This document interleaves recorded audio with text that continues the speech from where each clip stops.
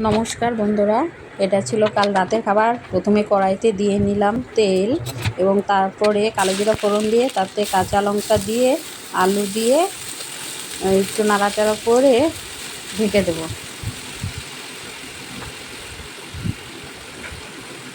একটু দিয়েছিলাম লবণ, তারপরে হলুদ গুঁড়ো দিলাম।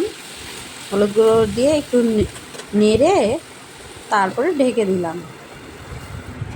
তারপর কিছুক্ষণ পরে আবার একটু নেড়ে দিলাম, তারপরে আবার ঢেকে দিলাম। ঢেকে দেওয়ার পরে আবার একটু দেখে নিতে হবে নিচে যেন না লাগে, এভাবে একটু নেড়ে নামিয়ে নিলাম। তারপরে করলাম পরোটা, খুব অল্প তেলে পরোটা করলাম। পরোটার জন্য প্রথমে প্যান বসিয়ে দিলাম, বসিয়ে পরোটা দিয়ে দিলাম। পরোটা বেলে নিলাম, বেলে নিয়ে তার উপরে আর একটা দিয়ে দিলাম।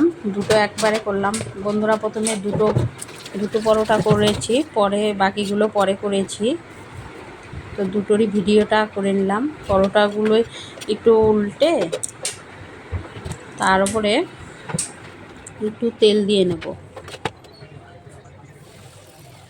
অল্প তেল দিয়ে তারপরে পরোটাগুলো চেপে চেপে এপাশ ওপাশ